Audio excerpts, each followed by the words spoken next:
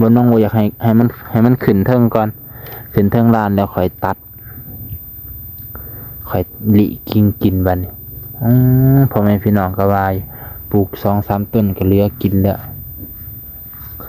เบิ่งมันขึ้นสะออนนี่เลยพ่อแม่พี่น้องปาดโตยาวคักเลยแบบอ่อนๆเลยเป็นเห็ดเมโนยังดีมันเห็ดเมโนยังได้นี่พี่น้องเอ้ยบ่ฮู้คือกันอันนี้หมักทั่วนี่ก็กำลังหมากกำลังดอกกำลังหมากเล็กๆกำลังจะได้กินแล้วแต่นี่ยังบ่ฮู้ทิศทางเจ้าของว่าจะขึ้นไสเยอะ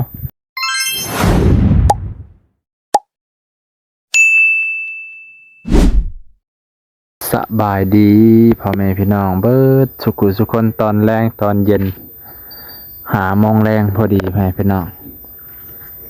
อากาศกำลังเย็นสบายตอนแรงมันนี่กะหลังจากที่มาจากเฮือนเอ่ยนวลเอ่ยแดงป้าโตเปิดซีมาฮอดกัดเลาะไปลายบอลแน่เฮือนเอ่ยนวลกับเอ่ยแดงนั่นแหละเนาะมันนี่ก็เลยมาพาไปพี่น้องมาเบิ่งสวนตัวสวนเบานงไปพี่น้องนี่พักขาหญ้าขิงพักชุดแรกกินเบิดแล้วไปพี่น้องยังเหลือแต่ขวนมัน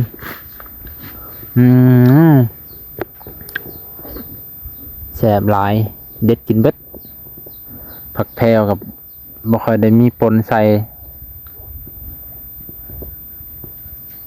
นี่ชุดสอ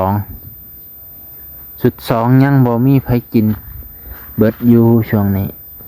เดี๋ยวบัดให้มันใหญ่ๆค่อยเด็ดไปฝากอันนี้ก็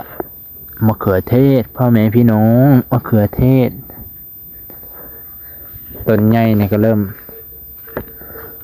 หมากแล้วมันคือมะเขือเทศทั่วไปบ่ไปพี่น้องบ่นุ่งกับบ่แน่ใจมันคือบ่คือมันเป็นมะเขือเทศพันธุ์เนาะ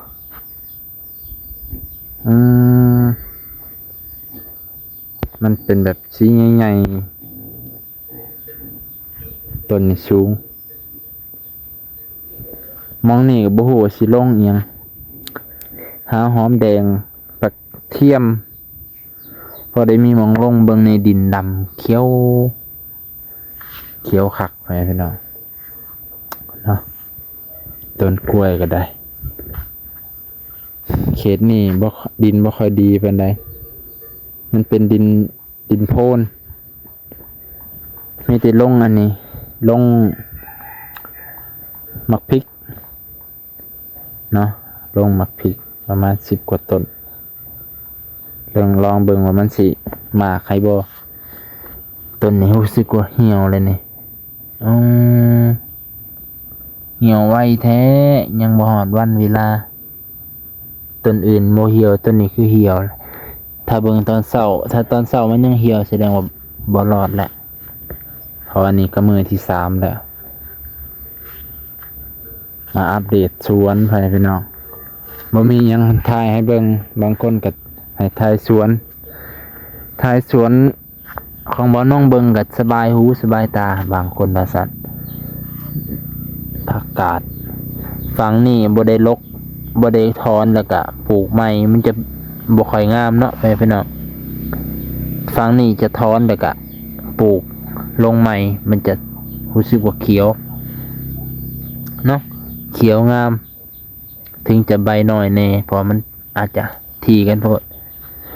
ฝั่งนี้จะถอนแล้วก็ถอนจากนั้นนี่แหละถอนจากนั้นนี่เขามาใส่มองนี่รู้สึกว่ามันห่างๆรู้สึกว่าใบใหญ่โอ้ยฝั่งนี้เหมือนเดิมไปพี่น้อง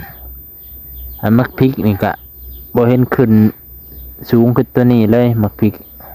2 4 5 6 ต้นนี่ล่าสุดเริ่มดอกแล้วพี่น้องเริ่มดอกออกผลแล้วถั่วพุ่มหรือถั่วเขือมีเครืออยู่ขึ้นน้อยนึงแ แต่บ่ขึ้นสูงกำลังหมากไว้พี่น้องโอ้ยสิได้แบบเอาไปตอนผู้ทายและผู้ถือทายพอได้มีของฝากของตอนเนาะผักอันนี้กินจังไรพี่น้องมัดอันนี้แท้ผู้ทางพี่ออกไปพุ่นเลยออกไปรั่วเลยนี่โอ้ยให้เป็นไตขึ้นนี่แล้วสันเนาะนี่โอ้ยตัวเป็นจังไรกินจังไรพี่น้องผักอันนี้ลวกกินหรือต้มกินผักปลังย่างเพิ่นขึ้นมากขึ้นหลายแท้พูนกับปลาตัวเป็นเครือ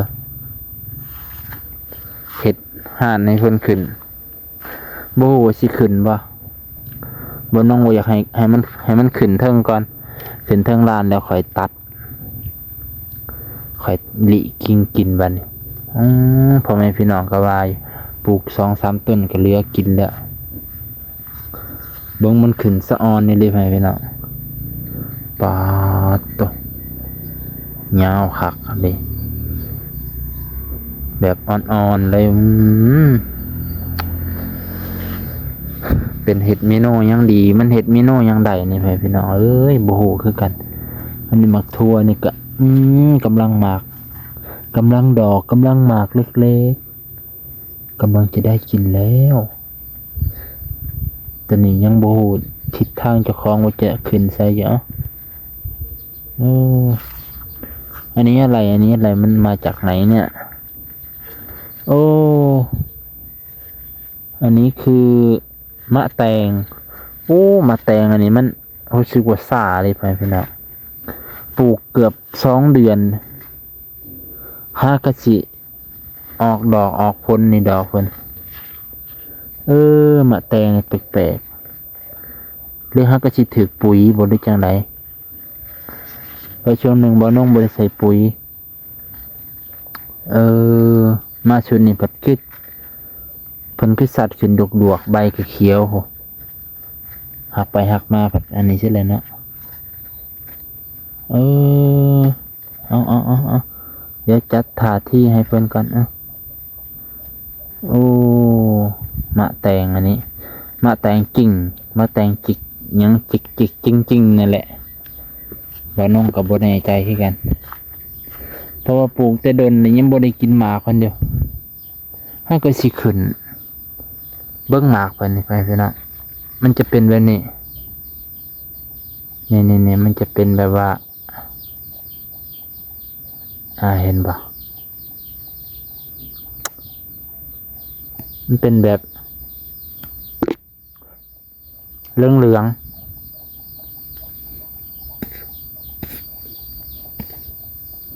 เห็นแล้วหน่วยนึงหน่วยใหญ่ๆมันอยู่นี่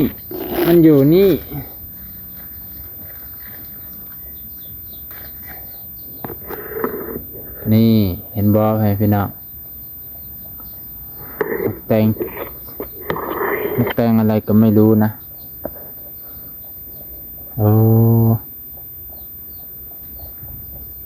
ใส่ปุ๋ยธรรมศาสตร์กินได้ที่เนาะ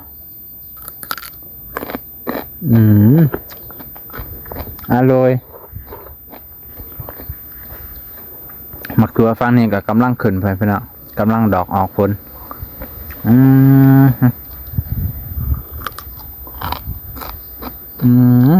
มันเป็นดอกบ่เป็นหมากบ่งามเลยพี่น้องเป็นหมากแบบนี้อันนี้คือหมากชุดทำอิฐมันเป็นหมากแบบนี้รู้สึกว่าชุดที่2นี่หมากมันจะเลี้ยวไปพี่น้องจะเลี้ยวจะยาวรู้สึกว่าสมบูรณ์แสดงว่าชุดแรกมันบ่ได้ถูกปุ๋ยไปพี่น้องเนาะบ่ได้ถูกปุ๋ยเพราะในชุดนี้บ่ได้ถูกปุ๋ยชุด2ใส่มูลแบะขี้แบะรู้สึกว่างามขึ้นมักทั่วกะดอกออกหลายติดตามตอนต่อไปอันนี้ก็เหลือเติบด้วยนี่ยังถือว่านี่ยังถือเนาะผู้ใดมาหดเนาะ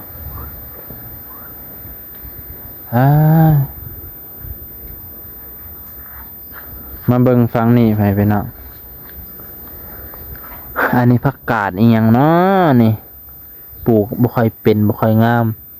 เมื่อนั้นลกแล้วมาปลูกใหม่ตายซ้ำโอ้เสียดายเด้นี่ใหญ่ซ้ำนี่แหละลงบ่ได้ลงดอกอยากลองเบิ่งลกกลางเว้นปลูกกลางเว้นปลูกตอนเช้าตอนเที่ยงตายเบิดโอ้ยเสียดายอันนี้ผักชีอีหยังนี่พ่อไอ้พี่น้องผักชีหอมบ่ผักชีหอมบ่นี่รู้สึกว่าบ่เป็นไว้พี่น้องบ่เป็นให้บ่าวนงเลยบ่เกิดบ่คือของไอ้น้องแตงน้องแดงปลูกแล้วก็ฝั่งนี่รู้สึกว่ามะทั่วไม่ค่อยสวยไปพี่น้องดินฝั่งนี้มักทั่วบ่ค่อยงามเพราะว่าตอนนั้นบ่าวนงเคยปลูกอยู่งามแต่เครือแล้วเป็นบ่งามเลยหมากสาลีก็ขึ้นแล้วไปพี่น้องเห็นบ่หมากสาลีคุมละ3ต้นหมากสาลีดำเลยพี่น้องนี่ตัวนี้ใหญ่กว่าหมู่อันนั้นก็ใหญ่คือกันพูนไปหอดพูนแหละหมากสาลีผักปังทั้งนี้ก็บ่ค่อยงามเลยพี่น้องแต่ก่อนงามพอเดี๋ยวนี้รู้สึกว่าใบเหลืองๆพ่อแม่พี่น้องมีวิธีแก้บ่ใบเหลืองทั่วก็คือกันทั่วกับใบเหลืองๆไปพี่น้องมันสิออกเหลืองๆแบบนี้จักเป็นหย่อนยัง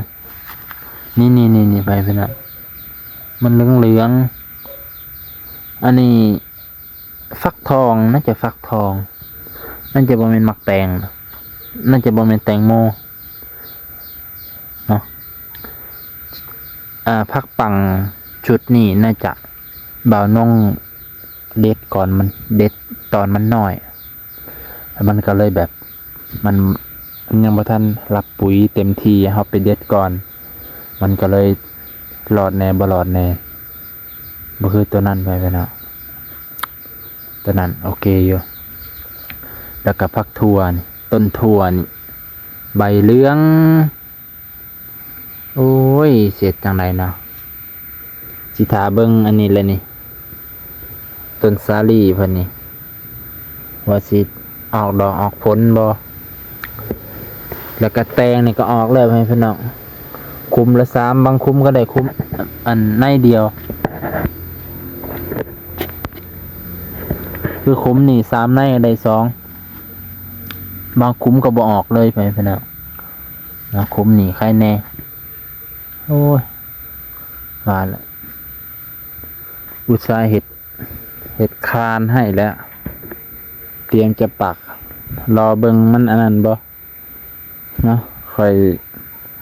เอาเสือกนิ่งลงตามต้นเลยบัด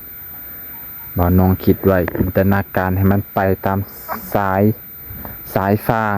จะเอาฟางมัดแล้วก็ดึงตอกเสาที่เตรียมไว้ให้มันขึ้นตามฟางเลยพี่น้องไปมื้อนี้ก็สิจบเพียงเท่านี้ก่อนพี่น้องลุงปาประสุกุสุคนที่เคารพเช่นเก่าเช่นเคยขอบใจขอบพระคุณพี่น้องเบิดสุขุสุคนทุกการรับชมทุกการติดตามทุกการคอมเมนต์กดไลค์กดแชร์คือกำลังใจของบ่าวน้องพี่น้องขอบใจขอบพระคุณหลายๆเบิดสุขุสุคนตอนหัวค่ำหัวแรงอยู่ดีไม่แห้งเจ็บอย่าได้ใครยังมีสุขภาพแข็งแรงเบิดสุขุสุคนสวัสดีครับ